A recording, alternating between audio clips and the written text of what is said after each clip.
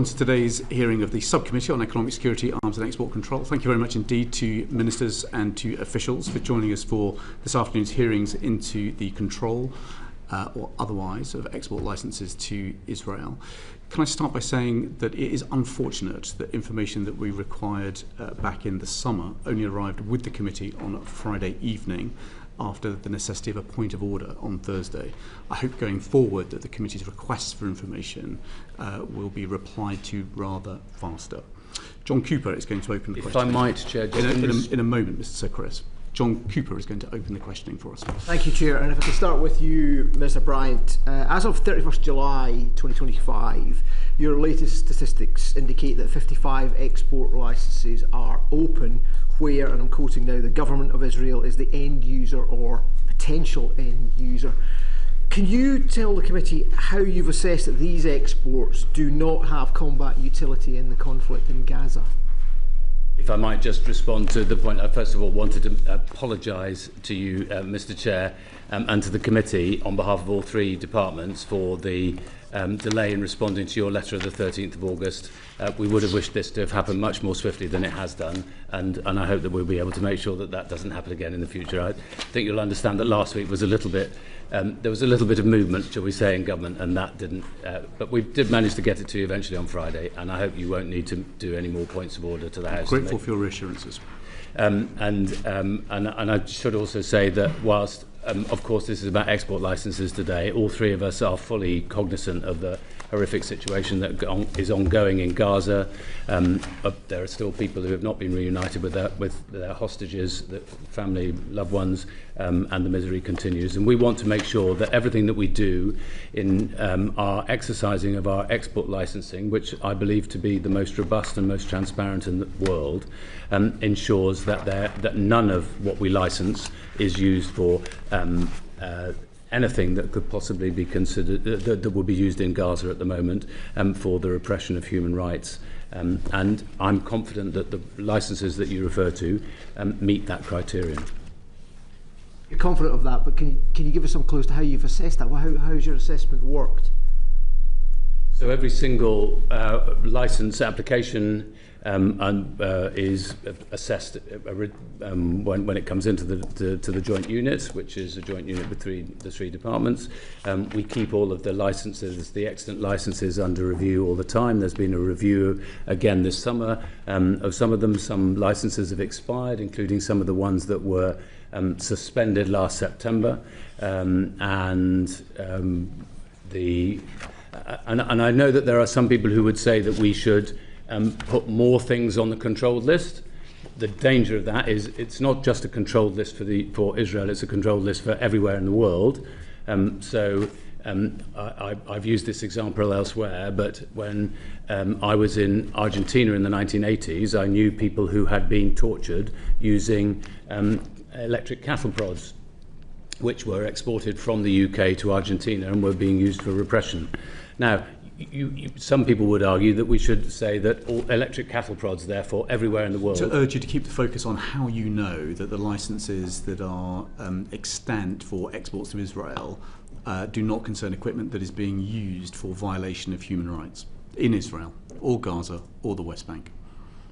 Because, first of all, obviously the original assessment, which I was trying to explain, is that we control certain items, and those controlled items have to go through an export licensing process, and that process is rigorous. The people in the department assess every single one, and we assess the situation in Gaza as to what might or might not be used. So, for instance, some of the items are for trainer aircraft. We have assessed precisely whether those could in any sense be used for in Gaza and would undermine international humanitarian law, and we don't think that they can or could or are being used in that way. And it's not a bespoke system then? You seem to be saying, if I'm getting this right, that this controlled list is global then. It's not a bespoke list for Israel. Am I picking up incorrectly? Yeah, well, the system is global. It exercises regardless of the country, so we deal with some 10,000 I think licenses every year. across the whole of the world, and they are not every single item that could possibly be exported to another country. If we were to introduce such a measure, that would severely limit British trade with other countries.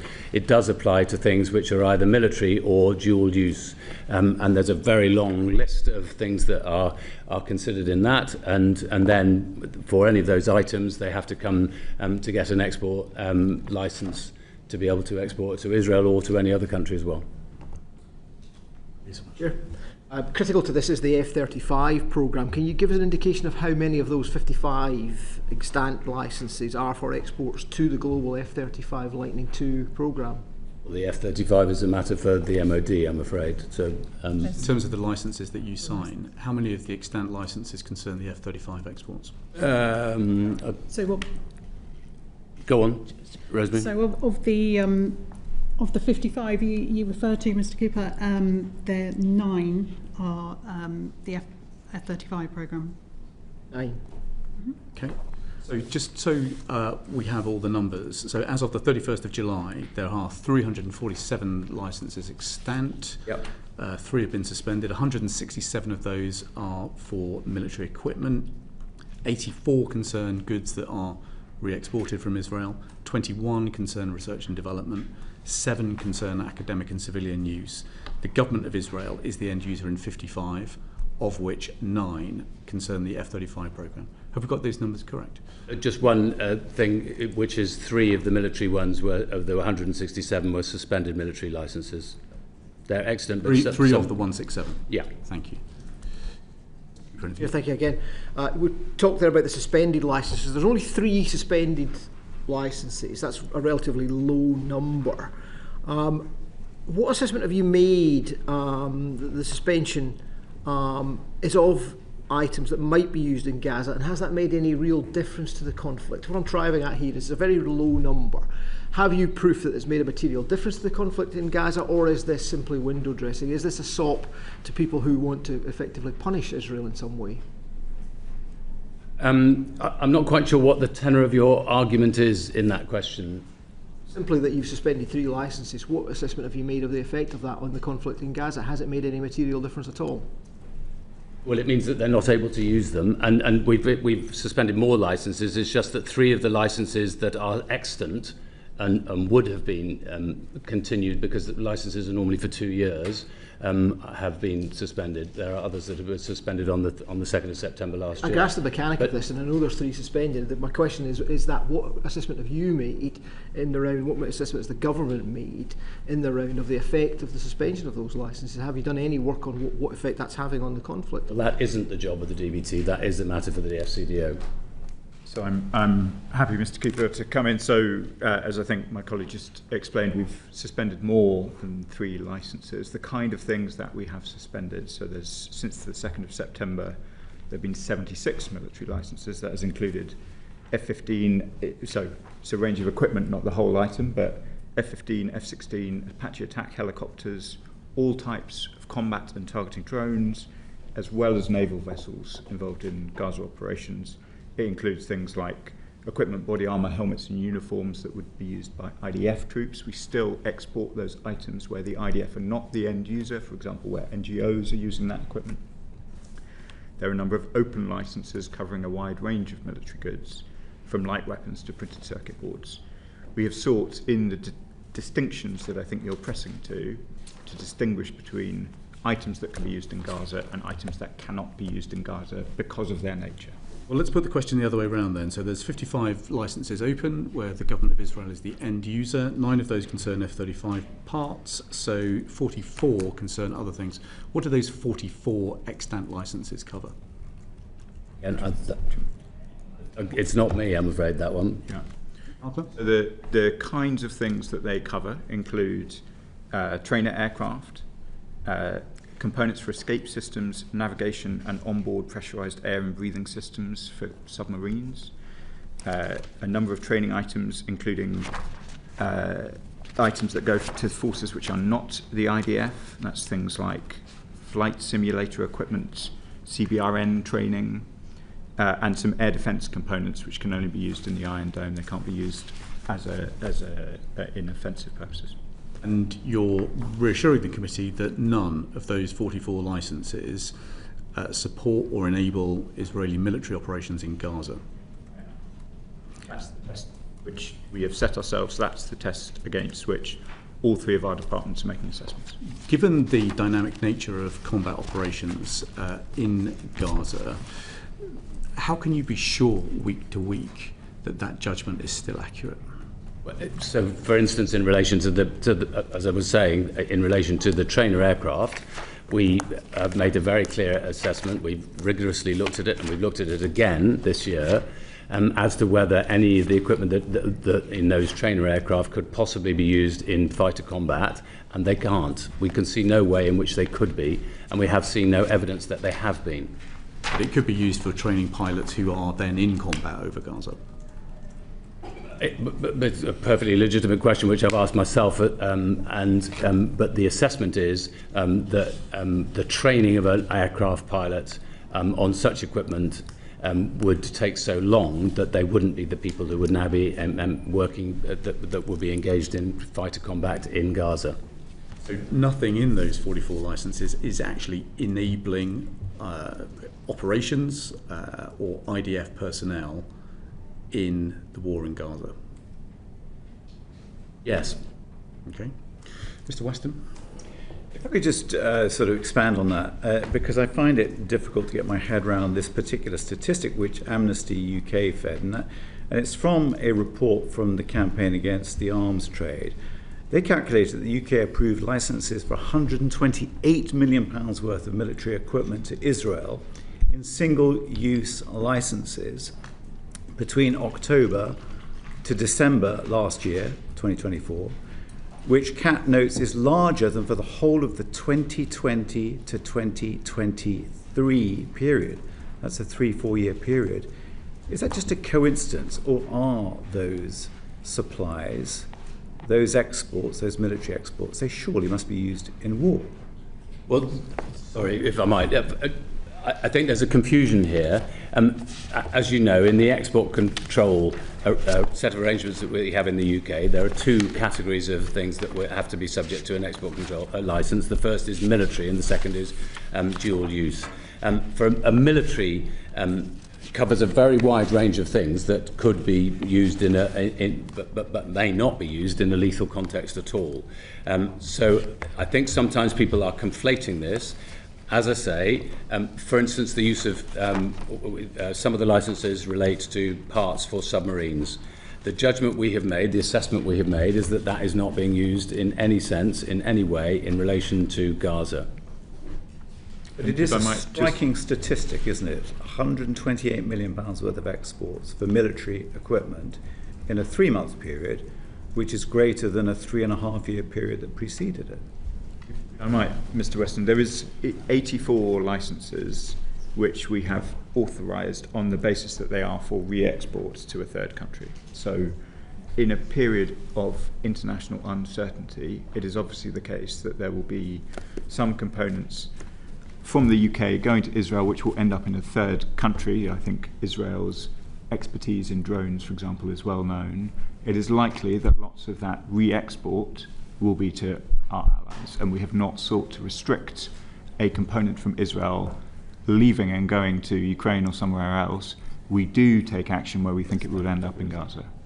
So there's 50% of the extant licenses are for re-export and third country, and we take quite a thorough approach compared to many of our comparator countries on ensure we are focusing on final destination rather than simply the country we're trading to. Mr. Bryant, is it possible to have a breakdown of what that 128 million might be? Not now, obviously, but subsequently to the committee. Well, in the broadest possible sense, yes, it is. I mean, I want to be as open as I possibly can in the information that we give to the committee.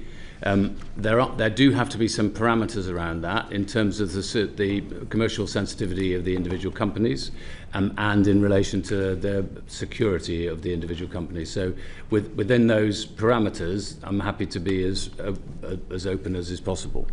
That would be very, but I should just to correct that, or not correct, but to add to the point that Mr. Faulkner was saying. He's absolutely right in saying that 50% of that figure is not ending up in Israel. It's going elsewhere afterwards. Roughly, somewhat less than a third ends up in Israel and with the Israeli government. So the tempo of assessments about whether the equipment that we're licensing is used in Gaza looks like what? Is that a weekly assessment, monthly, every so often when you get around to it? How often do these assessments take place given the dynamism of what is happening on the ground? I think it might be best if we went to Rosemary, who is most directly engaged in that. So, Chair, there is regular assessment. The important thing to start from... We know there's regular. We're trying to work out how regular.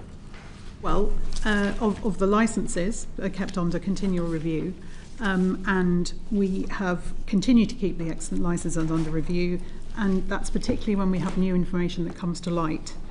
So relevant licences can be revisited, we can review them, we have suspended further licences in that time. And sorry, I should just make one other correction of what I said to Mr. Weston earlier. Of course, the numbers that he's referring to are the maximum value that would be allowed under the licence. It's not necessarily the amount that actually ends up going out under the licence, so, which may be considerably smaller.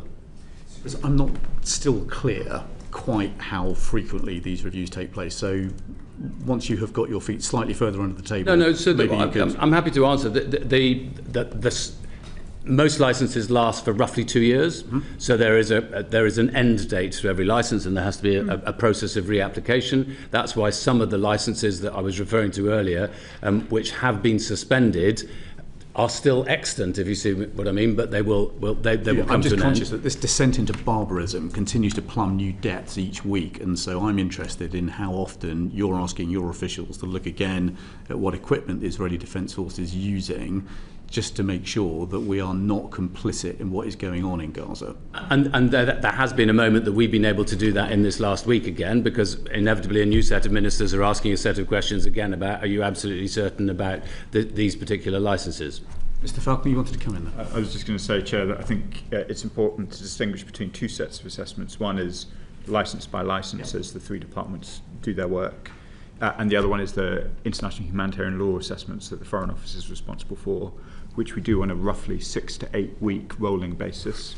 That does mean that we are inevitably basing our assessments on the past. I'm very conscious, as you are, of the developments even over the summer that we've seen in Gaza. We are currently considering the latest IHL assessment. Well, more properly, the Foreign Secretary will shortly consider the IHL assessment, which will take us up to the end of June. Are you happy that when those reviews are published, and the last, 5 or 6 have concluded that Israel is not in compliance with IHL, are you happy when each assessment is published, there is an exercise in DBT which basically checks the 55 licences to see whether they should be cancelled? I am satisfied that the three departments do review that very carefully, and that with each assessment we make sure that is cascaded through the system. I may not. Yes, just following. And sorry, if I might, just before moving on, the other thing I think is important is that it has to be proportionate to the kind of licence that it is. There are licences where clearly the area might be more ambiguous, and those should receive more frequent and regular reassessment. But there are others which are, for instance, they are still controlled goods, but they're going to, for instance, to journalists and others, where I think that well, I'm more concerned about the 55 end user licences where the government of Israel is the end user. Yeah, no, I understand that, but we have to consider all of those, because these might move between one and another. Yeah, thank you. What burden of proof is on the government of Israel to demonstrate that it is re-exporting those products as opposed to using them in Gaza? So the point of the case-by-case licensing process is that all of that is managed before it leaves the UK. Once an item leaves the UK... There's no burden of proof on Israel to demonstrate that they have actually done what they said they would do and export it. Once an item leaves the UK doesn't have control over it, which is the point of the very, very intensive assessment of the case-by-case licensing system, based on extensive information from FCDO and MOD, which is the point of the joint unit. So we just take it on good faith? We don't take it on good faith. We take it on very, very careful assessment and information done by experts in post. And, why wouldn't you be asking for export proof from Israel that if they are importing these, saying they'll export it again, they demonstrate that? Because our relationship is with the exporter. And if there were to be any evidence at any point that that wasn't where it was ending up, then that would be a breach of the license, and then we would be able to revoke. Wouldn't it be prudent and sensible to be insisting on that? No, because the work has to be done before we get to that point. Yeah. I think you're misunderstanding the process that we have. I understand it. Thank you, Chair. My first question is to Minister Falconer. On the 1st of September, the then Foreign Secretary, sent a letter to the Chair of the International Development Committee and made reference in that letter to the Genocide Convention. The Foreign Secretary wrote, "As per the Genocide Convention, the crime of genocide occurs only where there is specific, quote, intent to destroy, in whole or in part, a national, ethnic, racial or religious group." And the Foreign Secretary then went on, "The government has not concluded that Israel is acting with that intent." Please could you set out the reasons for the FCDO's assessment of Israel's intent? Yeah. If I might just recap what our IHL assessment looks like and where the Genocide Convention fits within it. Mm-hmm. We have worked out a process on IHL assessment over a number of years, including in response to case law. We have often focused on whether or not there is a risk of a breach of IHL, but as I've said to the House before, there are obviously other burdens that rested on us under international law, including the Genocide Convention. None of these assessments take away from the fact that it is courts that determine crimes that have been done, not the government. So everything I'm about to say is in reference to an assessment of risk, both in reference to breaches of international humanitarian law, particularly where they relate to conduct of hostilities, and of course in relation to the Genocide Convention. There are very important questions of intent. Those questions of intent are difficult to determine, and for the very most serious crimes, of which genocide is the crime of crimes, that threshold of intention is very high. That is the threshold which we ask officials to provide as full advice as possible against the facts before them. And what the former Foreign Secretary was referring to was that exercise. Just before you proceed and before Mr. Ford goes on, that is an argument you've rehearsed before the House on a number of occasions, as has the Foreign Secretary, as has the Prime Minister. Many of us were therefore surprised when the Deputy Prime Minister now wrote to the Chair of the IDC and said the government has not concluded that Israel is acting with intent. And so, given a track record of statements where it sounded as if ministers were not going to make judgments but rather to leave those judgments to the courts, we now have the Deputy Prime Minister appearing to render a judgment. Can you just try and explain what appears to us as a contradiction? I can see the confusion, but just to step back to the assessment process, the assessment is about whether or not there is a risk of serious breaches. It is not a determination. It is part of our efforts to ensure, because there are various obligations on us even before a finding of breaches. So in the assessments that the Foreign Secretary, both present and previous, consider, there is a set of risk judgments that they are seeking to make, not legal determinations, but whether or not there is a serious risk, in this case, of genocide taking place. So, of course, the Foreign Secretary has access to assessments from officials on which he or she then makes a judgment about their legal obligations. But that is not the same as making a legal determination, which is obviously for the courts. The judgment that he has presented to the Chair of the IDC is his conclusion that there is not a risk of genocide. There is not that he has not been able to make out through the process that there is a serious risk of genocide. Mr. Ford? So, would you go further and say that the government has concluded that Israel is not acting with that intent? Could you go further? We've had this debate in the chamber a number of times where I can so feel the frustration of colleagues when, for example, in relation to the conduct of hostilities, we are not able to reach the high threshold in our assessments of being able to be sure that the intent was, disproportionate or something like that, despite the many grotesque incidents that we see. Case law is pretty clear that in order to make a determination about whether or not the conduct of hostilities were in line with IHL, there's quite a high evidential bar, which is quite difficult to meet if you are not part of the state in question. So judges have noted that often targeting decisions are done on the basis of intelligence. Intelligence other states are unlikely to have access to. That creates a difficulty for us in assessing intent. Intent is a difficult thing to assess. It exists in the mind of others.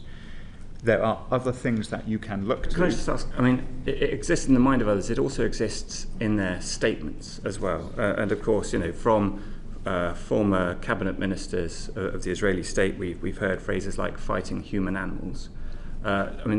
We know also that the Association of Genocide Scholars has deemed that there is a genocide taking place in Gaza. Do you not feel that it is a responsibility of the British government to make a determination as to whether or not genocide is taking place in Gaza? If you'll forgive me, Chair, I think it is a responsibility of the Foreign Secretary and the whole government to make an assessment of serious risk, not a determination of genocide, that is for courts, but to make an assessment of serious risk. And she and her predecessor do that very seriously on the basis of a assessment process which we put a lot of effort in order to try and make these determinations. You mentioned previous cabinet ministers, indeed current cabinet members of the Israeli government have made statements which I have condemned in the House. There is absolutely no illusion on the part of the British government about the gravity of what is happening in Gaza, but that doesn't take away from us the very solemn obligation to apply ourselves to the legal tests, not to make determinations, but to make assessments of risk. And of course, the problem with that approach of assessments of risk rather than determinations is that the determinations can come so late that the British state will be unable to do anything about it. So, take in point the last time that the UK recognised a genocide as having taken place, the determination around Daesh and the Yazidis. The genocide was said to have taken place 9 years prior to the determination. So surely that leaning only on risk and not seeking to make a determination falls short. I don't think so. I've been the Middle East Minister since we've been the government, and we made a very early determination, which was a very solemn, we made a very early assessment, which was a very solemn assessment that there was a risk of serious breaches of international humanitarian law in Gaza. Since that point, we have taken a whole range of actions, Mr. Ford, both in relation to suspending the licences that I described earlier, 3 waves of sanctions, restoring support to UNRWA, removing the previous government's objections in relation to the International Criminal Court, and over the coming days we will make very solemn determinations about our position in relation to the recognition of a state of Palestine. We have done a whole range of things recognising the seriousness of what is before us. That doesn't require a legal determination of any particular international crime. We have already triggered the low bar, or not low bar, it's a very serious bar, but the much lower bar of a risk of a serious breach of international humanitarian law, and myself and other ministers have taken action in response to that. At our previous ministerial evidence session, we explored that the FCDO had reached the conclusion that there was insufficient information to decide in 411 of 413 alleged incidents of breaches of IHL. Do you know what the latest figure is from the IHL compliance assessment process? Well, the latest assessment will be very shortly before the Foreign Secretary. I think the overall point that you make is correct, which is there are a whole range of incidents, many of which I have decried from the dispatch box, on which we are still unable to satisfy ourselves sufficiently of the evidential threshold to be sure that they are breaches of, or risk being breaches of IHL.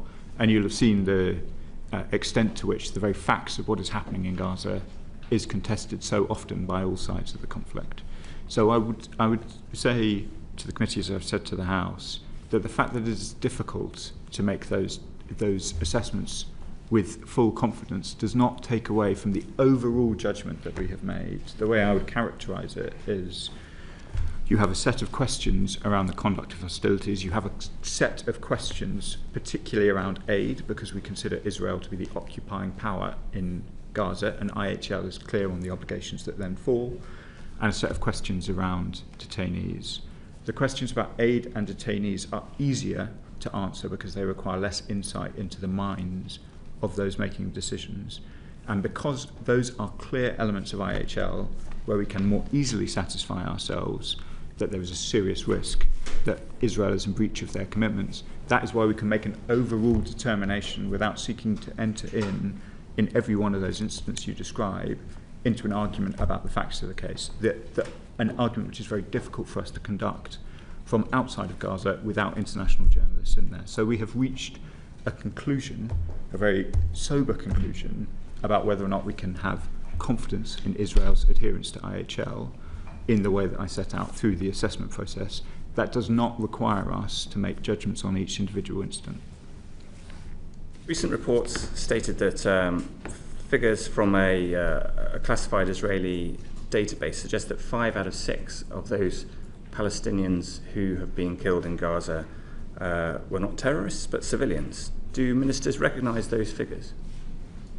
For the reasons I just set out, I would be loath to try and give a precision which does not exist within the British government about the conduct of hostilities in Gaza. The horror of the scenes before us is obvious to all, and I've decried them repeatedly from the House of Commons. The Spanish government has taken a different view, and the Spanish Prime Minister is prepared to refer to what's going on in Gaza as genocide. When we see our allies starting to shift their position, might the UK follow rather than lead? That we will follow the law as we understand it, including as it's expressed domestically and internationally, and we take these issues very seriously. How the Spanish consider these questions is a matter for them. Okay. Let me just clarify the former Foreign Secretary's letter. He said, as I mentioned, the government has not concluded that Israel is acting with intent. That sentence could be interpreted in 2 ways. If we put the accent on the beginning of that sentence, we could say the government has not concluded. That would imply that there is a process that is still ongoing. We could look at it another way and say the government has not concluded that Israel is acting with intent. A conclusion has been completed and the conclusion has been arrived at. Is this determination still open, or has the government come to a definitive judgment as of now that there is not a serious risk of genocide?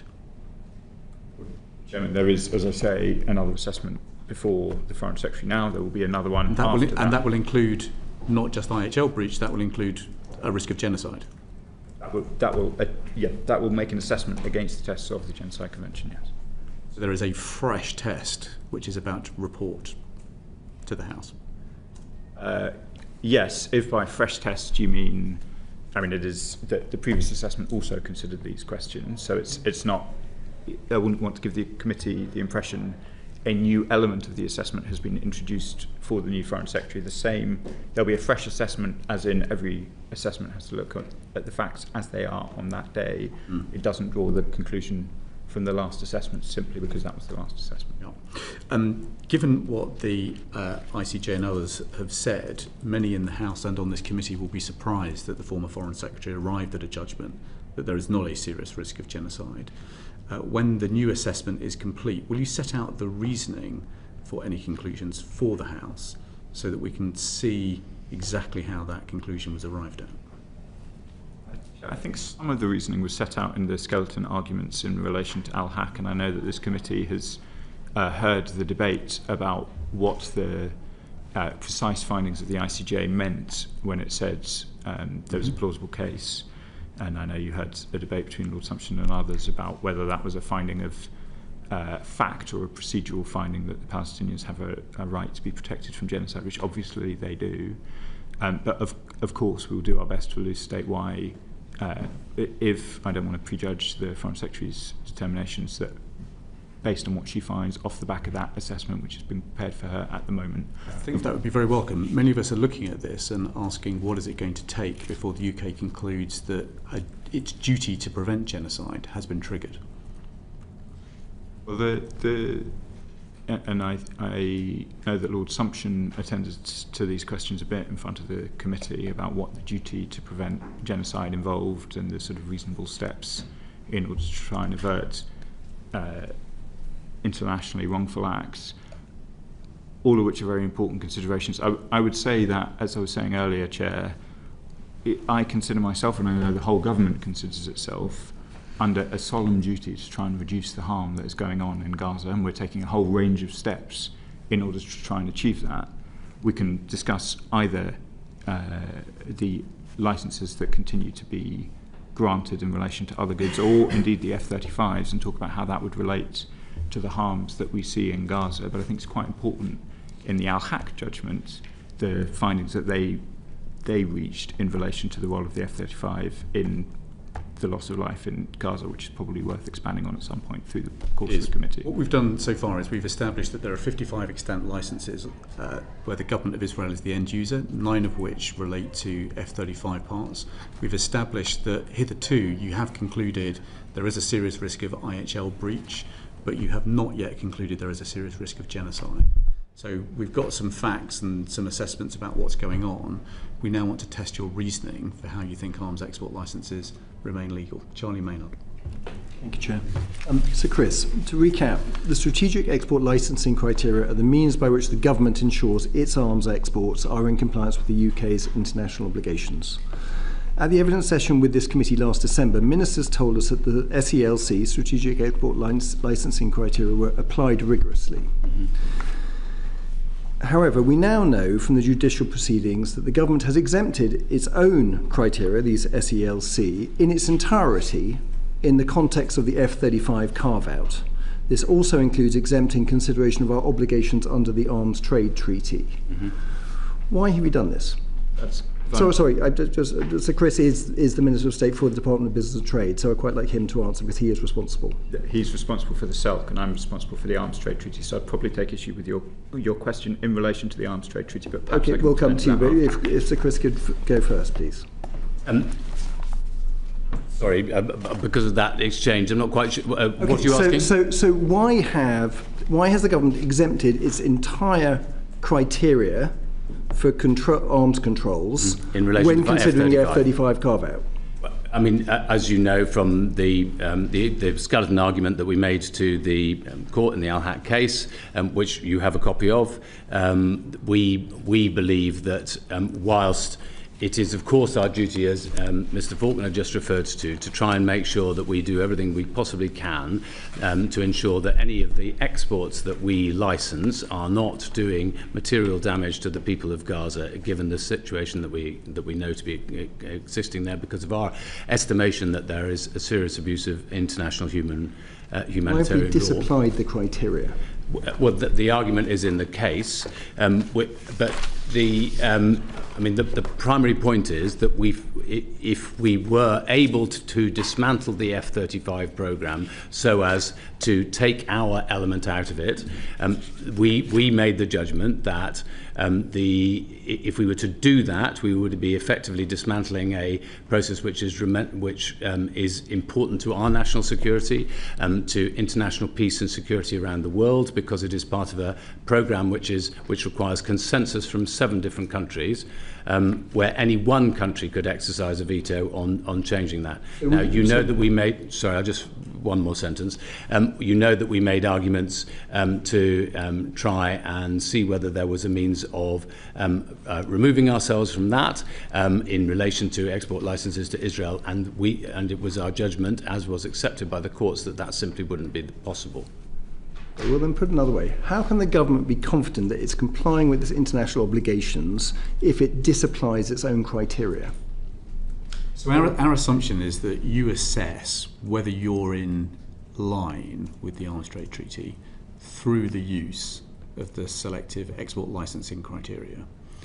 But in the case of F-35s, it would appear from the argument made in court that the entire battery of strategic export licensing criteria were disapplied, including criteria 1, which obviously requires you to respect the UK's international obligations, and criteria 2, and indeed all the criteria set out.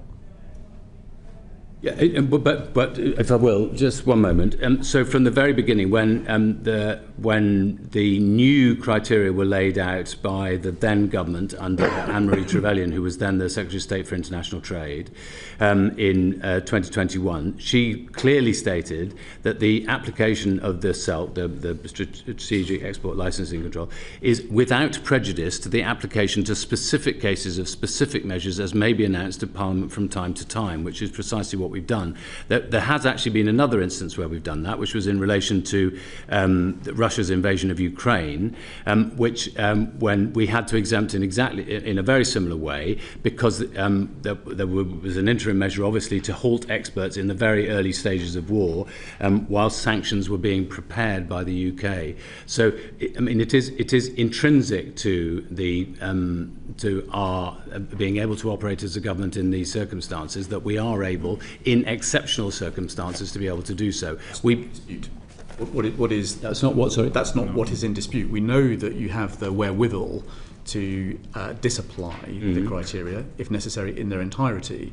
The question is, how are you judging the UK is still acting in accordance with the Arms Trade Treaty if you have disapplied the criteria which you use in order to make those judgments? And that then is a matter, I'm afraid, for the Foreign Office. So as I think we set out in the skeleton arguments, we take the view in relation to the Arms Trade Treaty that Article 7, which you've helpfully forecast, does provide for a balancing act. It asks whether or not the conventional arms or items would contribute to or undermine peace and security, and then the Article 7 follows to 3, including whether there is an overriding risk of any of the negative consequences in paragraph 1. We set out, or rather the Defence Secretary set out his quite stark assessment of what the impact would be of suspending the F-35 components into the global spares pool. That would, in our view, undermine peace and security in other theatres. We've seen F-35s fly in Europe over the course of the last week in defence of our allies. To bring down the F-35 programme in the way that the Defence Secretary outlines would, in our view, trigger Article 7.1 and Article 7.3. And to answer the question about how we assess, of course, we're making an assessment on the basis of what the Secretary of State for Defence has advised us, which is precisely the letter that you now have. Well, we're just looking at Article 7, and we can't actually see how that would allow a balancing test. There isn't an interpretation of balancing tests in the academic commentary, nor in the ICRC, nor amongst many of our allies. We've written repeatedly to Business and Trade, as has our sister committee at the IDC. No legal authority has been supplied to back up this interpretation, and we can't see much support in international law for a balancing test either. It's certainly not provided for in the manual of the law of armed conflicts, which is issued by the Ministry of Defence. So perhaps at this point you could set out exactly what legal authority you are relying on for this balancing test, which we can't find anywhere else. It's in front of me, Chair. So if we step through it piece by piece. So if the export is not prohibited under Article 6, which I don't think the committee is arguing, each exporting state party shall assess the potential that the conventional arms or items would contribute to or undermine peace and security, and then if, after conducting this assessment and considering available mitigating measures, we determine that there is an overriding risk of any of the negative consequences in paragraph 1, the exporting state party shall not authorise the export. That seems to me a relatively straightforward, in the normal reading of it, opportunity to, is it going to contribute or undermine peace and security? We have on one hand the potential involvement of it within the conflict in Gaza, where I think it's worth saying that the judge, the two judges in fact, when considering it, said the grave risk to life in the ongoing military operations in the Gaza Strip is not created by the F-35 carve-out and would not be removed by the suspension of the export from the UK of F-35 parts into the F-35 programme. That seems to me a relevant consideration to would it contribute to or undermine peace and security, as too is the element set out by the Defence Secretary where he warns about bringing down the F-35 programme through ceasing provision to the global spares. I'm sure Minister Pollard would be able to give more detail to it, but it feels pretty straightforward to me.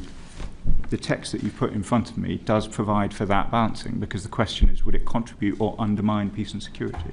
The Arms Trade Treaty in its entirety is pretty clear. It's not presenting balancing tests, it's presenting absolutes.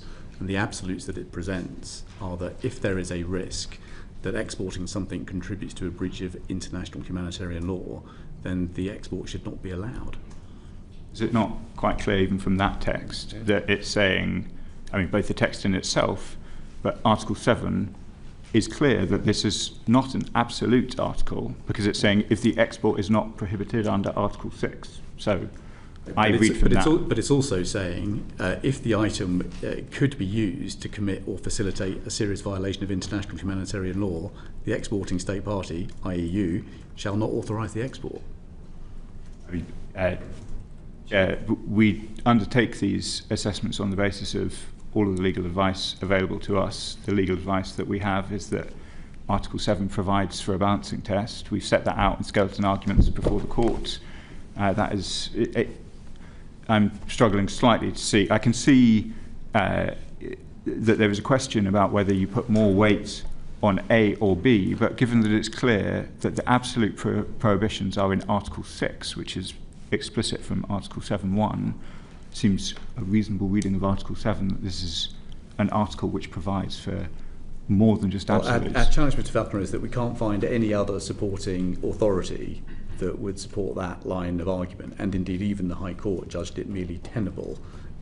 So perhaps we could make progress in this way. Perhaps you could undertake to write to the committee to set out the legal reasoning that supports your interpretation that you presented to us today. Would that be okay? Yes, I do think it is in the skeleton argument, but I'm happy to expand on it. Thank you very much. Mr. Weston.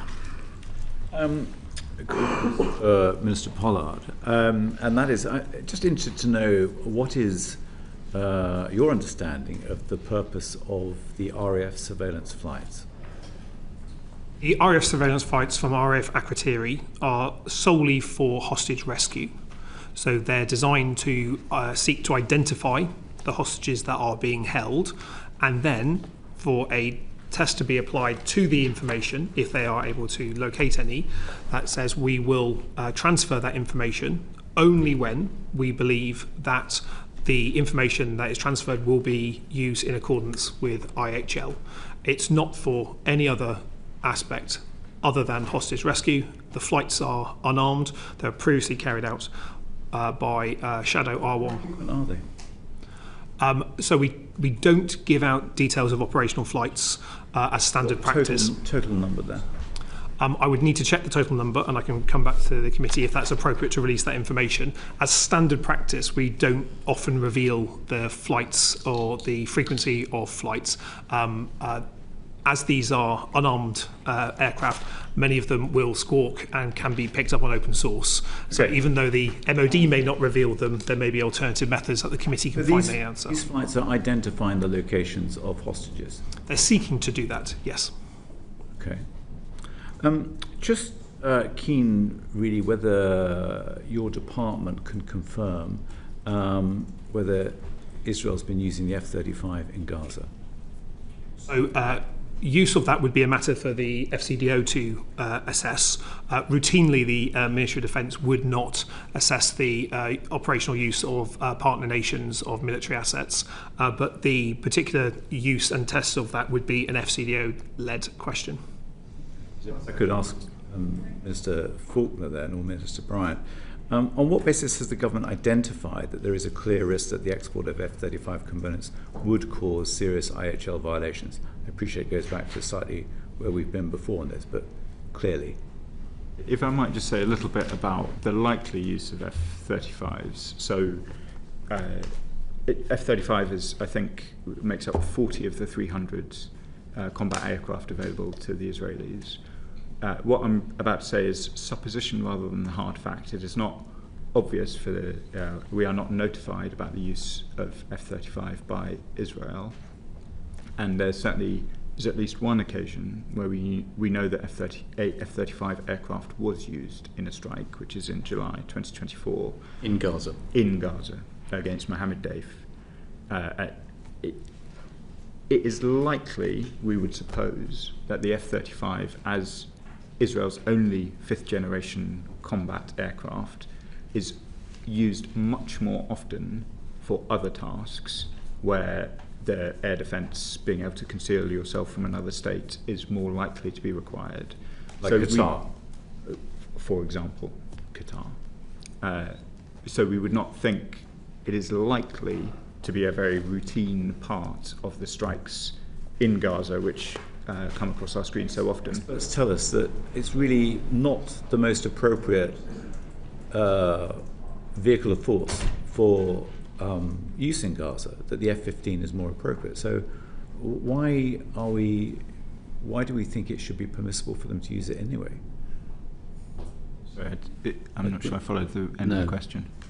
So experts tell us that the F-35 is not actually the most appropriate vehicle of force in the aerospace to be using for this kind of conflict. That the F-15 is a far better vehicle. So why are we even allowing the F-35? We've talked about the permissions, the trade permissions, because it's actually not the most appropriate. We wouldn't want it to be using. Yeah, I mean, just to be clear, we have suspended a whole series of export licenses for F-15s, Apache helicopters, drones.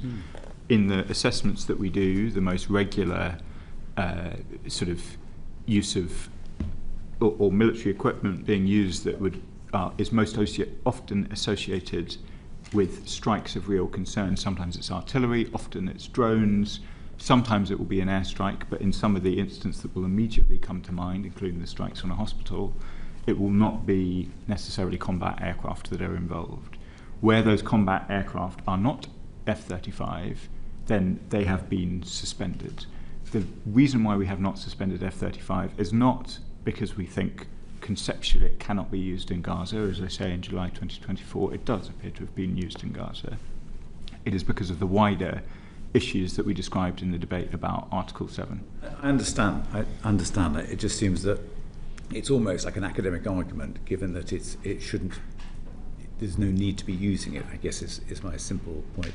If you say, Minister Faulkner, that it has been used, and you gave a date when you believe it was used, what is the likelihood, what are the chances of being used again in Gaza? So I want to be clear, Mr. Weston, that it is very difficult for us to determine, given all of the things that have been said so far, exactly what weaponry has been used when in Gaza. The lack of international journalists, all of the obvious reasons that would make those determinations difficult. I suspect that the F-35 is not used regularly. The strike in July 2024, I think the Israelis believed was against a particularly high-value target senior in the leadership of Hamas. So it may be that it has been used on other occasions for similar such strikes. We would be surprised if it were being used with any great regularity, but it's difficult to give the committee very precise answers on that, given the constraints about the information available. It could be used in the West Bank. It in theory could be used in the West Bank. I'm not aware of any reporting of in the West Bank recently that could be similar to this sort of signature of an F-35 strike in the way that we've seen in other places, but I can double check that point and come back to you. And just to be absolutely clear, Mr. Weston, we have rejected and ceased licenses where people have sought to export other equipment for other airplanes, which we were fairly clear would and could and in all likelihood would be used in Gaza. And the only difference about the F-35 is the way that the whole system is constructed. Mr. Pollard, just come back to you. Do you have an estimate for the number of sorties that have been undertaken by F-35? And what information does the government have on targeting and the ordnance used by the Israeli F-35? We don't routinely collect information on the activities of Israeli planes, and so we don't have a lot of that information that I'm afraid I can share.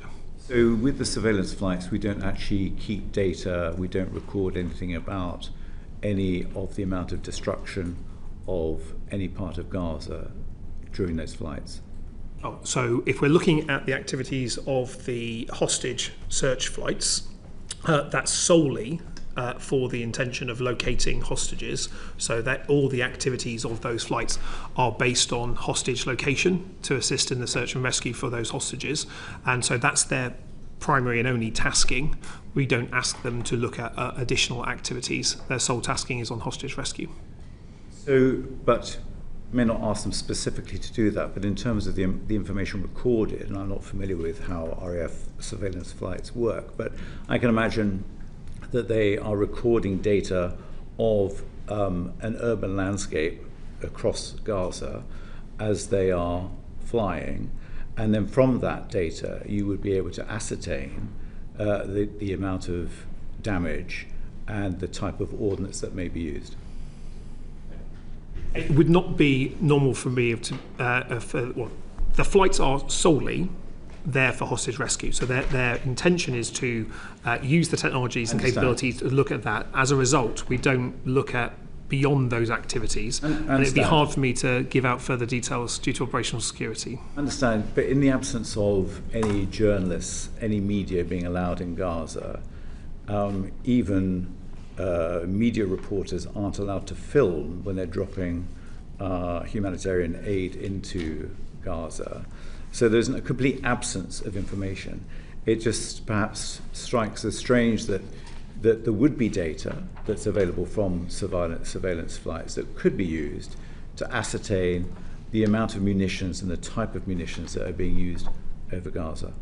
That's not the purpose of those flights. It's not the purpose, it's just whether we as a government, through the RAF, have that data. Whether the data would be held in such a format that it would be able to identify that, because effectively, instead of, without going into too much detail, instead of looking at the landscape, the geographies, it's trying to detect information that would pinpoint a location of individual hostages. So in respect, the tasking of the aircraft would be a different set of tasking than you are suggesting might be available in the data. Okay. Is that something you could ask the RAF to do? It would not normally be a thing that we would look at in relation specifically to this, because the tasking and our entire mission out of RAF Akrotiri is solely for hostage search and rescue. If there were to be alternative taskings based on a wider aspect, that would require a very different approach, and it may also affect the permissions that may be available to the planes to operate in the area. I understand, but I guess if going back to Minister Faulkner's point about making an assessment, if there's an opportunity for the government to make an assessment of what is happening in Gaza, when all of us are denied that because we have no media feed about what's happening, the UK actually has an opportunity to determine or assess what is happening from those flights, and therefore the government has an opportunity to do that, which would actually be very helpful then in determining whether a genocide is happening in Gaza. It's difficult to go further in answering the question due to the fact that we don't routinely comment on intelligence matters. If there were additional taskings placed on those aircraft beyond just hostage rescue, I think the ability of those aircraft to be able to deliver those activities would be more constrained. So as a result, it has been the clear policy of this government that those aircraft are only and solely used for hostage rescue, and we don't provide any other data or collect any data beyond hostage rescue. We're looking the other way. No, we are absolutely looking for the hostages. That's the sole purpose of those flights. That is the mission that they've been tasked with, to try and locate the hostages that are continuing to be held in Hamas captivity. That's their job. That's the sole purpose, and all the capabilities that the aircraft may possess are tasked with that in mind. And if I may... So you are not supplying what you find to Mr. Faulkner's IHL compliance cell? If the Foreign Office would want to know about hostage rescue data, then there would be a conversation that would take place. But as the aircraft is solely focused on hostage rescue, using the capabilities for hostage rescue, that may not necessarily be of interest to other government departments unless it's around hostage rescue, which is what the data is there for. Foreign Office ever asked the Ministry of Defence whether it can collect data to help it assess whether IHL breaches are unfolding? I'm not aware of that, but I would need to check the wider conversations. Could you write to us on that? Yes, I think it would be useful to know specifically whether the government could do that and when it would choose to do that. I'm happy coming back to you on that, but just to reinforce, the ability of the RAF aircraft or the contracted aircraft to operate is entirely reliant on the permissions given by nations in the area. If the tasking of those aircraft were to go beyond hostage rescue, I think that would change potentially the calculations around some of those, which would, I think, actually defeat the purpose that you're arguing for in relation to that.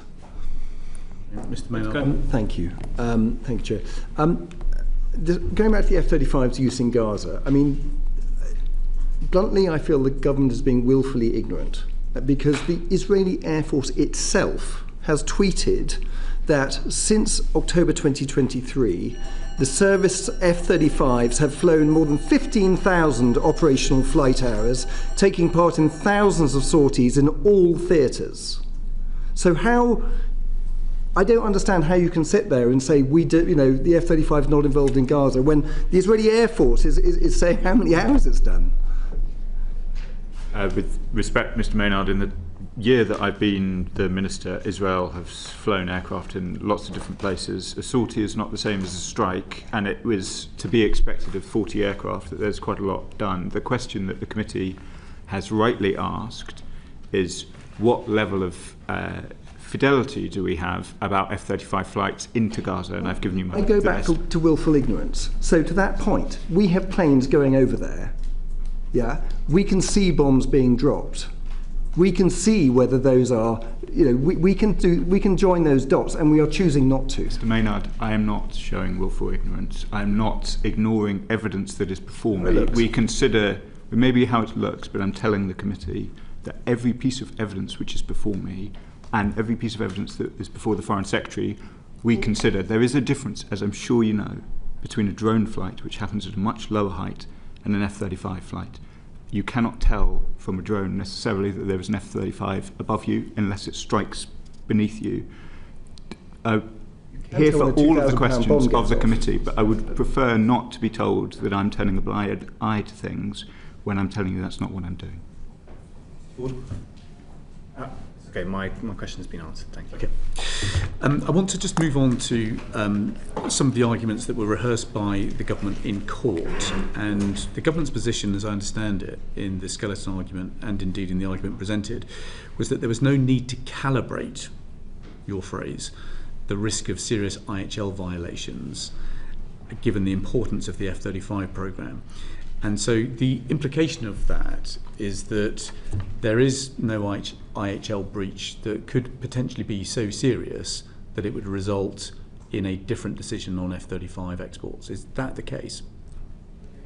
It'd be helpful.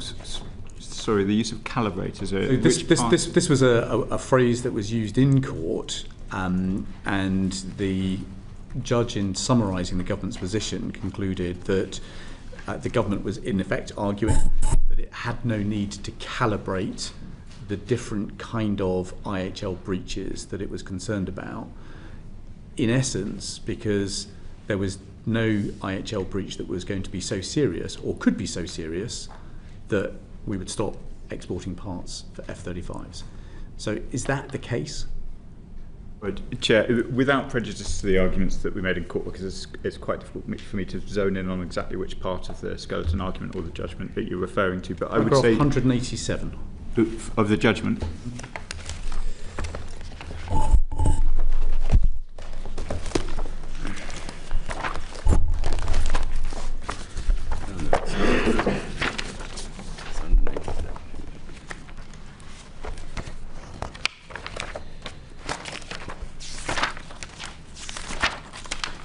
Let me just. So, Paragraph 187, just for the benefit of the committee, says it is obvious that the Secretary of State took the view that the risks of suspending exports into the F-35 programme dramatically outweighed the risks arising from some F-35 programmes exported from the UK being supplied indirectly to Israel. We accept that it was not irrational for the Secretary of State to take the view that a calibration exercise would not have been capable, so dramatically increasing the weight the Secretary of State would have given to the risks of export as to override the consequences of suspension.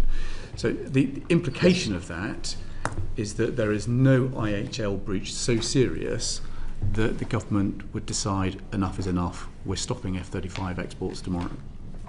That was not quite what I took from that section of the judgment. I think that I'm careful to summarise judges, but my reading of that section was that the judges, having satisfied themselves on the factual position as it currently is, I quoted, I think it's paragraph 164, where they say the grave risk of life in the ongoing military operations is not created by the carve-out and would not be removed by the suspension.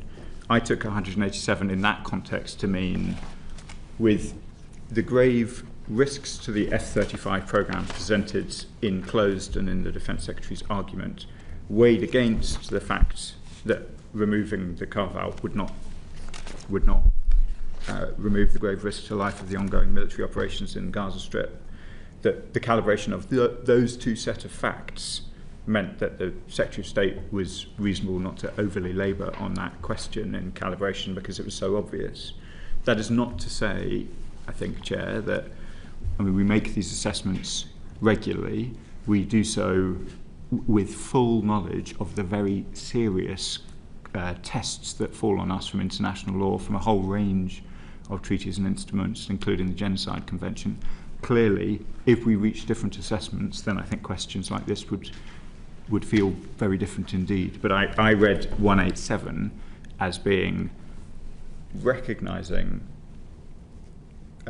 ending the carve-out is not going to end the violence in Gaza, and there are very significant implications for Britain's national security and that of our allies.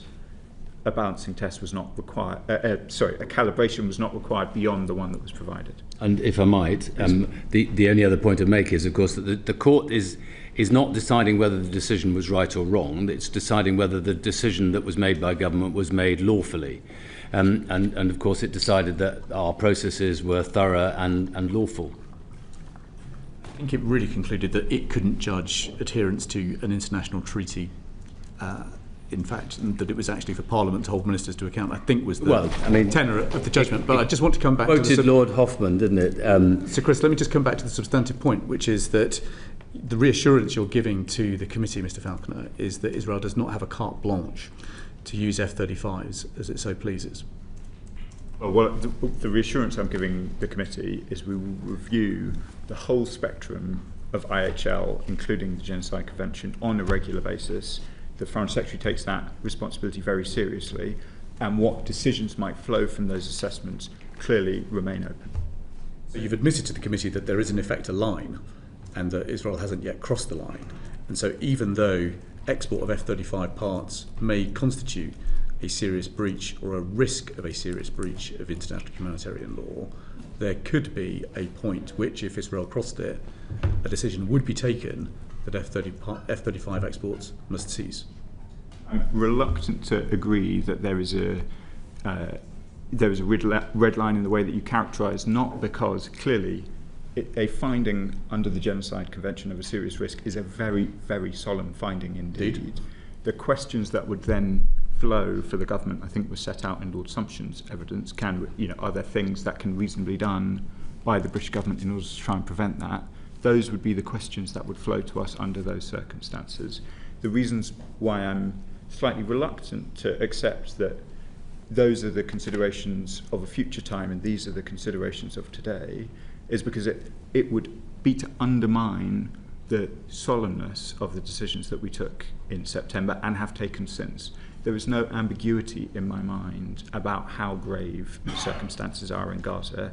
I am doing everything that I can in order to try and bring about the objectives of this government, which are an immediate ceasefire, aid getting in, hostages being released, no future for Hamas and a two-state solution, I wouldn't want to give the committee the impression that I or anyone else in the government is waiting for some further thing to be triggered before we really seriously get busy. Yeah. We are working as hard as we can. Of course, if we do an assessment and we make a further assessment of risk on the most serious of crimes, clearly we would review everything very carefully at that point, but I wouldn't want to give the impression that we haven't started yet. I think what we're trying to be clear about is that we're trying to understand how the government operates the selective export licensing criteria, its obligations under the Arms Trade Treaty and its obligations under the Genocide Convention. Yep. And the implication of the obligations under all three of those systems, you've assured us, does not mean that Israel has a carte blanche to use F-35s in whatever way it likes. More importantly, it doesn't have a carte blanche. Okay, full stop. We've established there's no carte blanche. In which case, then, there must be a line which, if Israel crossed it, the government would take a decision that F-35 exports must cease, no matter the impact on other... Well, so if I could go to... on the question of international law, I think that we have already made a solemn judgment about the risk of breaches of international humanitarian law. There are not that many places to go beyond that. One of them is obviously a serious risk of genocide under the Genocide Convention, in which case we would turn ourselves to the obligations that fall on us under those circumstances. And I'm sure, given the seriousness of that, everything would be on the table. But the test would not, we wait in relation to a variety of things until you've made that assessment of serious risk. You would turn your mind to the question of the Genocide Convention. It is clear what the judges think about the F-35's impact on the conflict in Gaza from paragraph 164. They are clear that if we were to stop the carve-out, it would not stop the violence in Gaza. I consider my primary job as the Minister for the Middle East is to try and stop the violence in Gaza. So it is relevant, clearly, that having gone through all of this evidence, the judgment of the two judges is that stopping the suspension would not make a difference to whether or not violence in Gaza The implication of what you've just said is that if the government came to a conclusion that a duty to prevent genocide had been triggered, then there would be a different kind of behaviour from the government to what we have today, which is a judgment about a risk of breach of the Arms Trade Treaty that has allowed you to continue the exports. You're saying if there was a different judgment under the Genocide Convention, different obligations would flow from the government and presumably exports of F-35 parts would cease. I think so the treaties are not equal. And your obligations under the two treaties are not being equally honoured. So we're honouring all of our obligations to the treaties in the hypothetical situation, which I'm reluctant to get too deeply into. But in this hypothetical situation where a serious risk had been triggered, then there is language both in Article 6 and other treaties which we would need to turn our minds to. And I'm, as for reasons I'm sure you understand, Chair, I'm reluctant to get drawn too much into a hypothetical situation that we are not yet in. All I would say is that clearly this is the crime of crimes and the British government would take it very seriously were we in that situation where we had made that assessment. And sorry if I might, just one other bit to go back to the judgment of the court.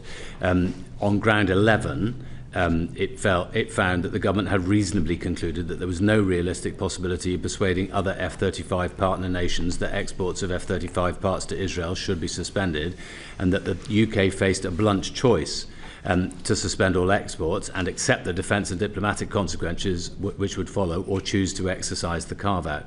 Now, I can't think of a set of circumstances in which that blunt choice wouldn't change. Even if the government had concluded that its duty to prevent genocide had been triggered?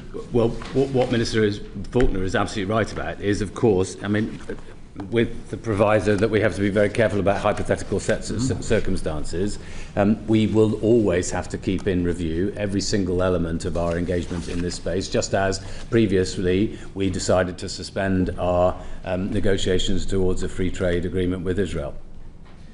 Given the daily descent into barbarism that we're now witnessing, why is the assessment that you're making on breaches of IHL only going up to the end of June? Why is it so slow? There is a... So I differentiate between two things. One is that for the purposes of this exercise, which requires real precision, given it is a sort of quasi-judicial process, it does take some time in order to go through the full suite of what we know and pull it into a proper assessment for consideration. That doesn't mean that the British government waits until those assessments have been done. I think the House has heard me comment on events in July, August, etc. in the Chamber. The fact that it takes a little while is, it's a shame, but that is just... I don't think there's a case for speeding it up.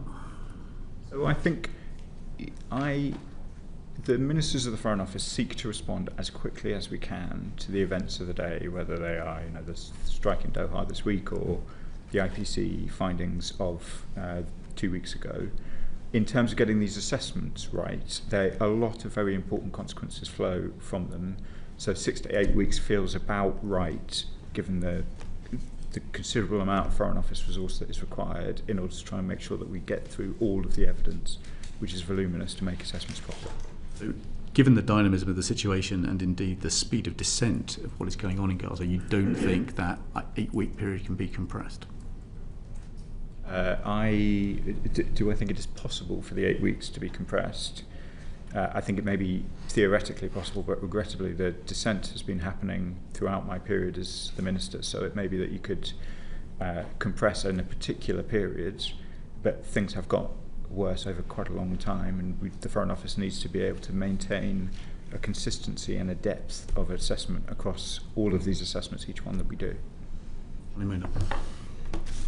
Yes, so Chris, do you think there's a sensible, relatively simple middle way through to solving the F-35 carve-out if we had enough gumption to stand up to the US? And it could look something like this. F-35 parts continue to be sold to Israel for defensive purposes only and for not for use in Gaza or other questionable theatres. All parts are tracked, so we can see where those parts are being used, and that is conditional on our continued sale of parts. So yes, we're not contractually bound with Pratt & Whitney, I get that, but this is a conversation. We've got 60,000 people dead. We need to find a way. Why this kind of false argument that the only thing is just a complete stop of all F-35 parts and that's kind of would compromise the UK seems to be a real bogus red herring. So what about that simple way through and trying to find a consensual way through with the US, with Israel, to keep Israel to allow to defend itself, but stop using the F-35s in Gaza and elsewhere? Well, it's an intriguing idea, and it's the kind of idea which, of course, has occurred to lots of people in the department before me, and for that matter to me as well. There are some very significant problems with it. One is tracking is not quite as simple as everybody would suggest. I'm informed. Secondly, Mr. Maynard, you referred to the concept of consensual. Consensus in this circumstance means all the nation states together. The way the F-35, Minister Pollard could speak more to the way that the F-35 is constructed and all the rest of it and the supply chain, but most of it is put together in 3 different countries. Let's talk about the UK, US and Israel. I'm not talking about the rest. We could come up to our own agreement saying the UK government will not allow these parts to be exported. Our parts in the UK, never mind what goes on in other countries. Indeed, you have to achieve that consensus, and that is not as easy as anybody would like to suppose, which is one of the things that was talked about in the court judgment. Well, that comes down to determination, doesn't it? But it's not about gumption, I have to say. Really? No. I think people have tried quite hard. It's not it's the way this particular the F-35s are constructed, and the way that the contract is constructed does not make that easy. Now, the diplomatic arrangements are obviously for the Foreign Office, but I don't know whether Minister Pollard wants to answer any specifics about the tracking issue. I think it's worth understanding how the Joint Strike Fighter, originally CF-35 programme, works on a global basis, in the fact that of the 8 original partner nations, of which the UK is one of those, the US being another, agreements on how the F-35 global support system operates has to be taken by consensus, which means all nations in that original 8 have to agree to that position. It is our assessment currently that we would not get consensus on changes to the process. And the way that the system works is that the UK manufacturers making bits of the F-35, and we make approximately 15% of every F-35 on the planet, where there's no alternative sourcing, it is only us that sources into those programs. UK manufacturers who are contracted either from the US government via one of the two primes, Pratt & Whitney for the engines or Lockheed Martin for the airframes, we make the bits, or UK manufacturers make the bits, whatever that may be, could be the ejector seat or the rear fuselage. That is then exported into the global supply spares pool, which is either sent to a fulfillment centre to be sent out to a different location to an F-35 user, which could be one of the original 8, or it could be a foreign military sales, or to one of the 3 production lines in the US, Italy or Japan. Luke, as soon as it leaves, we don't track the mechanics, it. We get all this, but there's 60,000 people dead.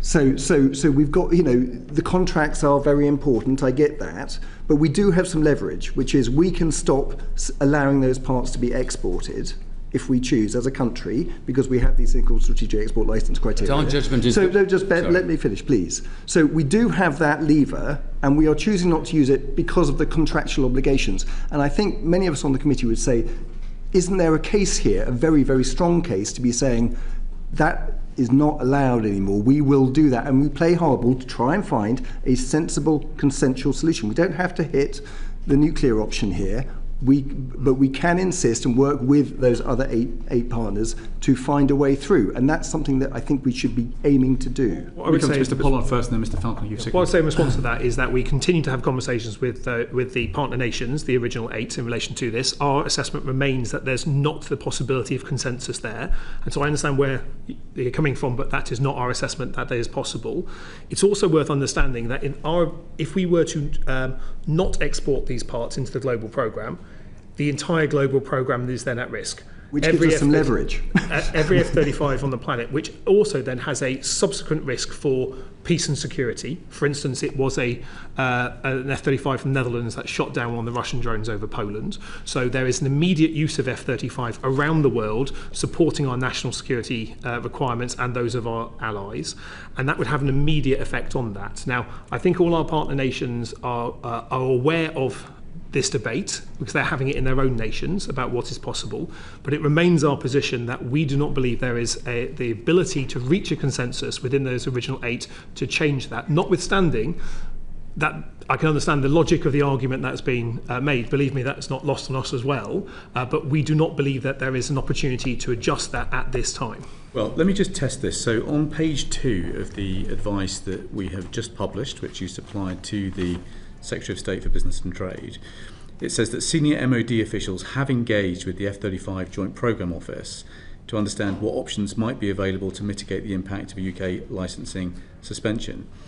Sadly, the next paragraph is redacted and summarised with the words, "There are significant obstacles to any changes to the present structure." Given the constraints on us in open session today, could you give us a flavour of what those obstacles are? It would not be appropriate for me to reveal confidential conversations between the partner nations. The gisting of that element that was redacted is correct.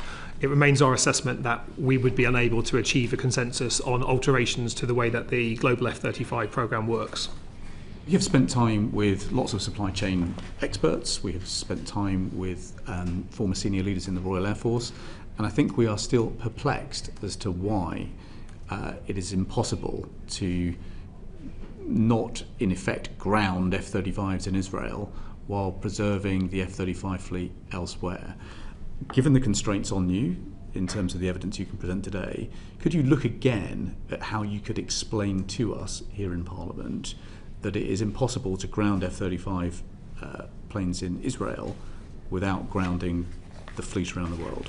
I'm happy coming back to the committee, but it would be the same as the evidence presented in the Secretary of State's letter, in the fact that the F-35 system is a global system that does not operate different systems for different nations. It's a single global system, and in which circumstances any changes to how the F-35 procurement system on a global basis works requires consensus, and we do not believe we can achieve consensus. Has just told us that Israel does not have a carte blanche, that there is a line that exists, that when Israel cross that line, there will have to be consequences.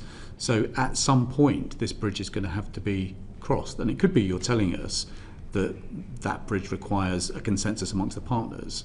But we just need to understand how the UK does withdraw from this programme if all of a sudden we recognise that we now have a duty to prevent genocide. On this second part of just in terms of the characterisation of what I said earlier, clearly Israel does not have a carte blanche under international humanitarian law, and we've taken, in which case there must be a line, a whole series of steps so far. The question of whether or not should some further higher position of misery be reached where we did find a serious risk of genocide, clearly we would want to review all of our international legal obligations. I was not saying that necessarily F-35 would be one where there would be a change. It is clearly relevant that the judges who have looked at this have said that it would not make a difference to what happens in Gaza. That is not saying clear, we you're not look ruling out an F-35 change. I'm not ruling out any change if we made that determination. Chair, I can answer your question in terms of withdrawing from the F-35 programme. So it is possible for any nation to withdraw from the F-35 programme. For a nation, when a nation withdraws from the F-35 programme, they are unable to use any of their F-35s again, which means that our carriers would no longer be used. Our F-35Bs from the RAF would not be able to be used. We would not be buying the F-35A for participating in NATO's nuclear mission. That would be the impact on the state-level activities. So we would not be able to use F-35s. But as the contracts that exist between UK manufacturers are not with the UK government, they're with the US government via the primes, those contracts would continue to be in place. It's worth understanding that in many cases the reason why we have the second highest level of content outside the US in an F-35 is because of the quality and ingenuity of the IP in those platforms. So it is not an F-35 IP in the ejector seat that we make in the UK, for instance. It is the IP of the UK firm that makes the ejector seat. At such point, if there's an export restriction on those, the replacement procurement to find alternatives for those would, in our estimate, take a number of years across that, which would then have an immediate impact effectively on the ability of the F-35 production line and the global spares pool to operate in the way that it currently does, which would be a quite considerable impact. So there is theoretically a route where you could do these things, but the impact on our own national security and those of our immediate allies, bear in mind that 12 of the 30 or so NATO members operate F-35, including allies further afield as well, that would be a significant impact and would therefore have a significant impact on UK-US relations in particular, and our ability as a nation to make the case for procuring other platforms with allies, bearing in mind that F-35 in the UK supports 20,000 jobs. That's not to say that we're not alive to the appalling situation that we see in Gaza,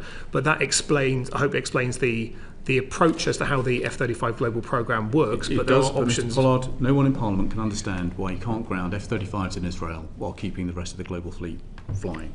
And so your advice, just laying out that rationale for Parliament, would be a great service to colleagues. I'll be taking that away. Brian Matthew. Thank you. And if I could add on that point, and the partners, as I understand it, are the US, the UK, Italy, the Netherlands, Australia, Canada, and Norway. We get, I think I can broadly say, you've mentioned under Article 7.1, which would contribute or undermine peace and security. We get the importance of the F-35, but surely, and it would be interesting to know if there have been any attempts for the partners, or a certain number of the partners, and I'm sort of looking at that list, I can imagine that many of them actually are of similar mind to us, including the Netherlands, Australia, Canada, Norway, possibly Italy. The big bugbear, of course, in that is probably the United States.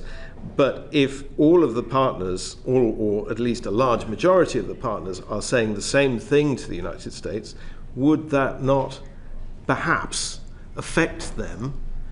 Or at least, if Israel knows that discussion, I mean, we're talking diplomacy here apart from anything else, knows that discussion is happening, they might just be damn sure they don't use the F-35s in ways which the international community is going to object to.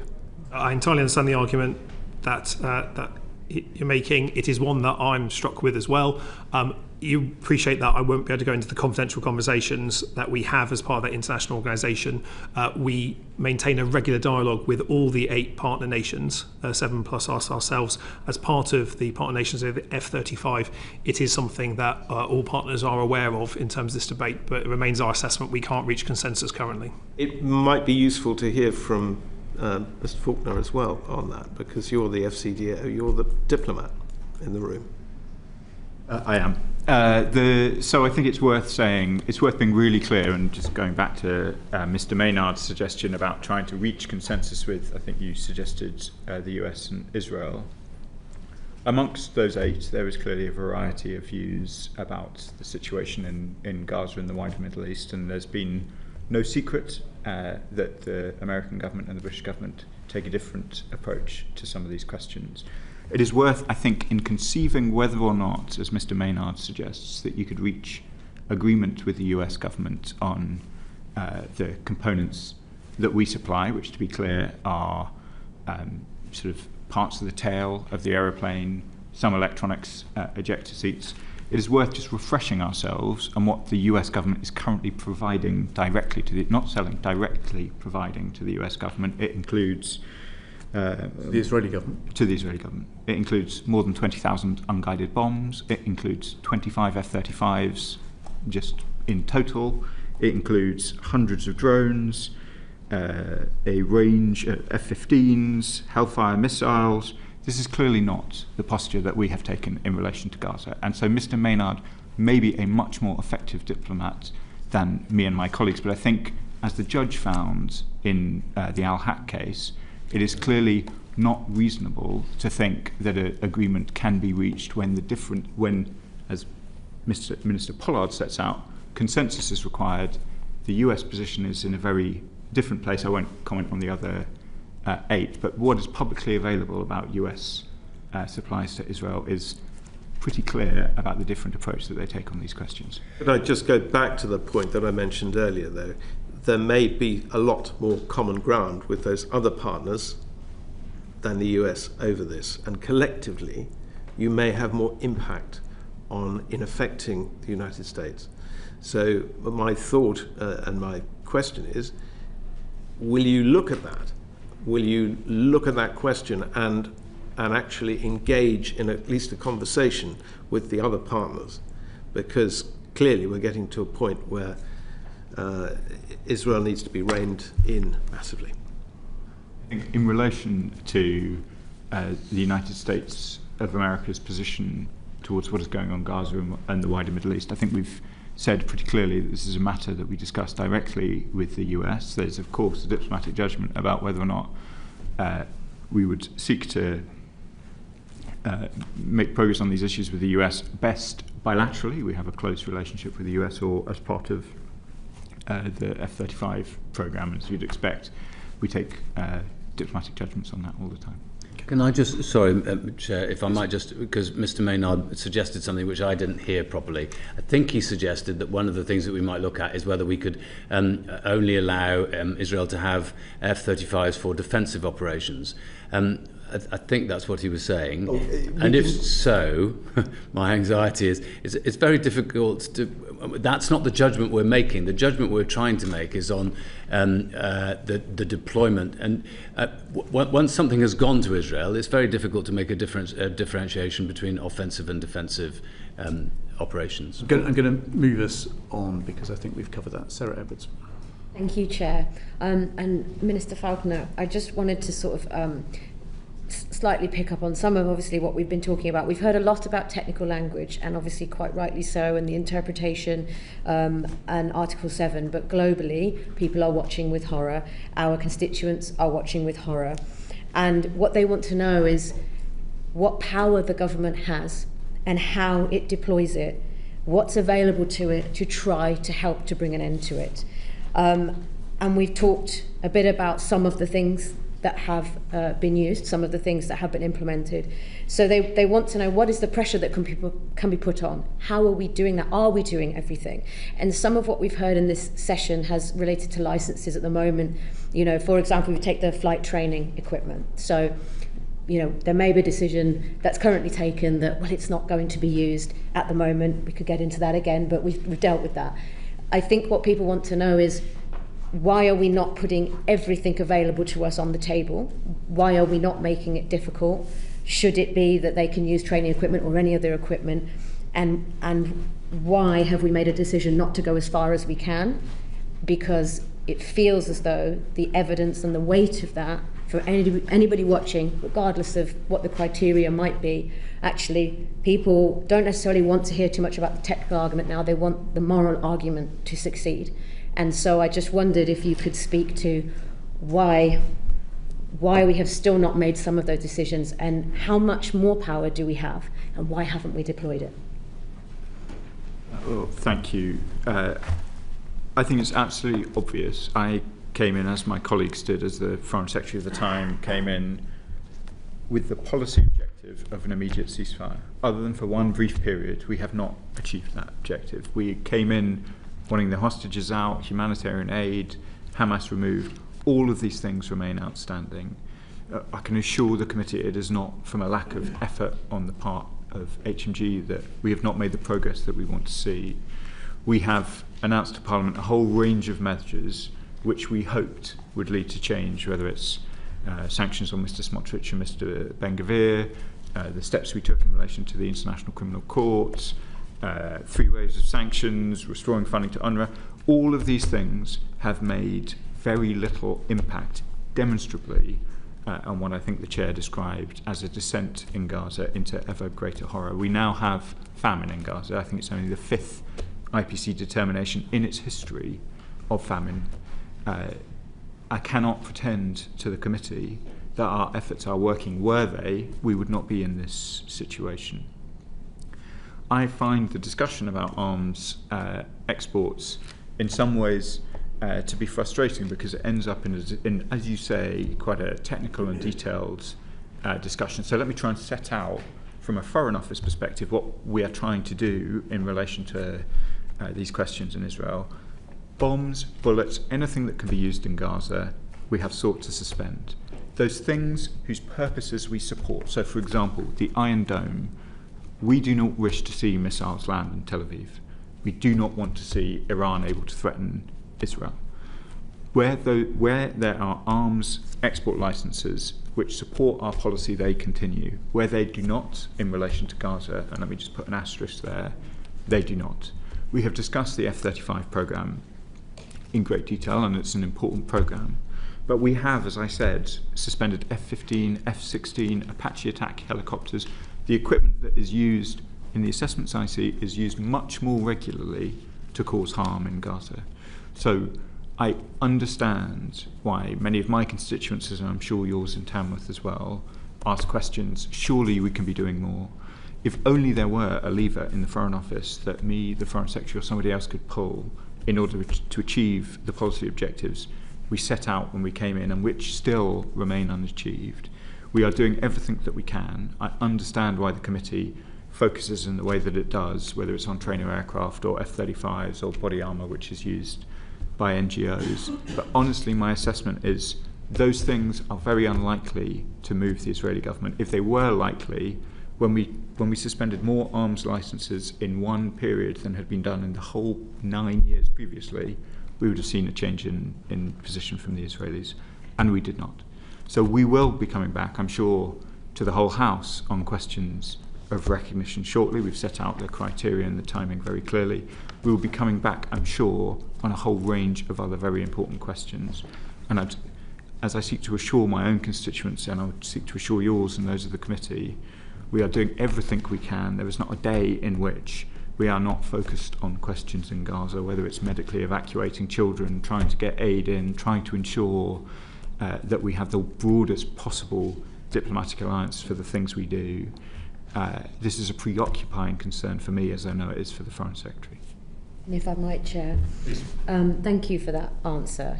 And so thinking about our partners and the perhaps pressure that we're trying to, and you and others are trying to bring about, what do they feel about the interpretation that we're making on some of these licenses? You know, how, because they may have taken a different view, they may have slightly different processes, but what is their view? And, you know, we take Spain, for example, the Spanish Prime Minister has already come out and made a statement about his views around genocide. And so how are those conversations implementing the direction of travel that the departments are now taking in relation to what do we do next? Because this is the powerlessness that constituents feel when they're rightly concerned, and you have also outlined how concerned you are as well. So from that perspective of pulling together our allies, our partners, what's next? It's a very important question. I think, as the judges note, there are 8 other partners, as Minister Pollard sets out in the F-35 programme. None of them have considered that their continued input into the programme is a breach of their international legal obligations. They are all under the same obligations, both under the Arms Trade Treaty and other international legislation that we are. In terms of how we try and ensure diplomatically that there is the broadest possible coalition for what we do, we have sought, both over the summer and before, to try and use our leadership role to persuade, for example, 27 other countries to make joint statements about humanitarian aid. We announced the sanctions on Mr. Smotrich and Mr. Ben-Gvir in company with others, including Australia, Canada and New Zealand, I think. We are trying to play a leadership role, not, and I recognise that when we're going through treaty and law and licenses in the way that we are today, we can give the appearance of being sort of defensive. That's not at all the position. We are trying proactively to lead, and I'll be travelling to New York with the Foreign Secretary for High Level Week at the end of this week, and I expect that we will be seeking to continue to demonstrate that leadership on the international stage there, just as we did in July. Thank you. Matthew? That's pretty much it from me. Yeah. Just turn to the question that now lies ahead of you at the UN General Assembly. Has an assessment now been made that we will recognise the state of Palestine? There was a, Chair, I'm sure you know all this, but the previous Foreign Secretary set out in a statement in July the tests against which an assessment would be made. The Foreign Secretary will provide advice to the Prime Minister. It is the Prime Minister who makes determinations about recognition. The Foreign Secretary is considering that advice at the moment. The advice has not yet gone to the Prime Minister, but I would expect it to very shortly, given the timing of High Level Week. So the advice is likely to go to the Prime Minister this week? I would assume so. If the decision is taken to recognise the state of Palestine, how will it change the way in which we control the export of weapons to Israel? And we will, again, Chair, I'm rather reluctant to go into the hypotheticals, but there are clearly there's a difference in international humanitarian law in the status of conflict between two states and the conflict within a state. So that will be obviously we will be turning our mind to those questions. In terms of our overall obligations under the Arms Trade Treaty, I don't think there would be an enormous change, because I think the tests remain pretty consistent regardless of the status you put on the territory in question. So I'm sure there will be some legal considerations if we are to make that determination. It's probably too early to be able to elucidate them to you all as clearly as you would like. If we made that determination, would it not require us to examine much more closely the use of weapons in the West Bank?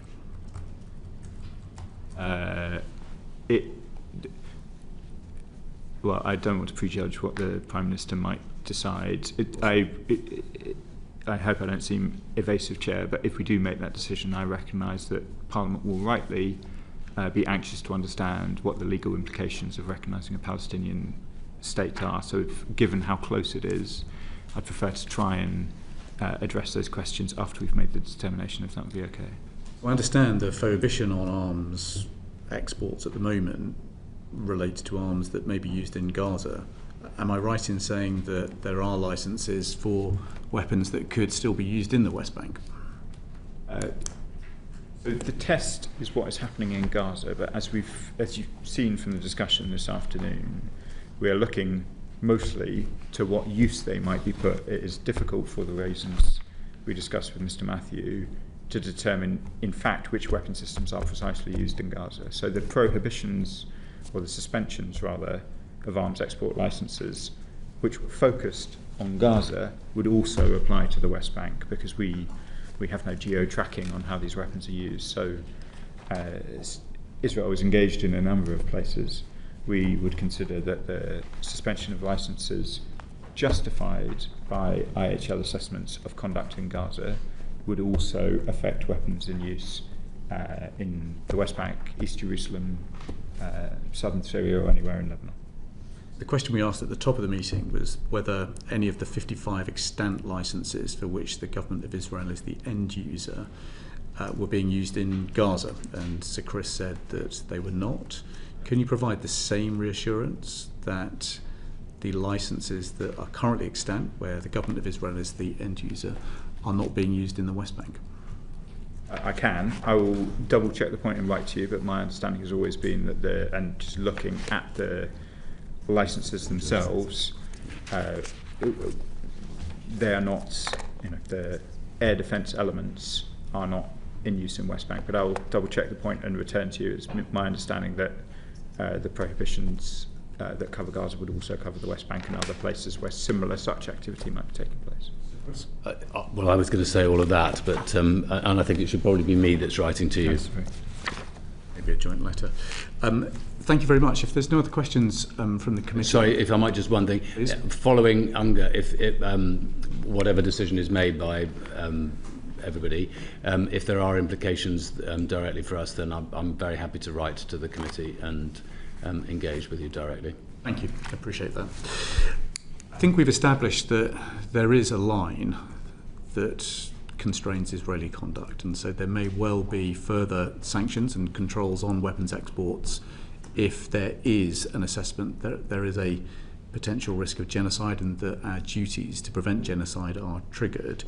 We've established that there are 55 licences still extant, that the government of Israel is the end user. You've undertaken to write to us with the detail that you can supply about what those licences actually relate to.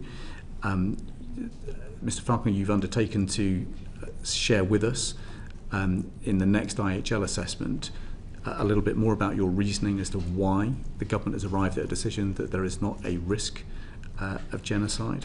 You've also offered to share some of the legal logic which we lack about why you think a balancing test is possible within the constraints of Article 7 of the Arms Trade Treaty.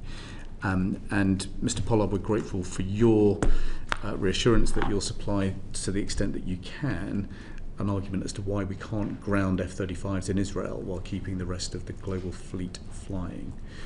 This committee, like you ministers, is looking at what is going on in Gaza with utter horror.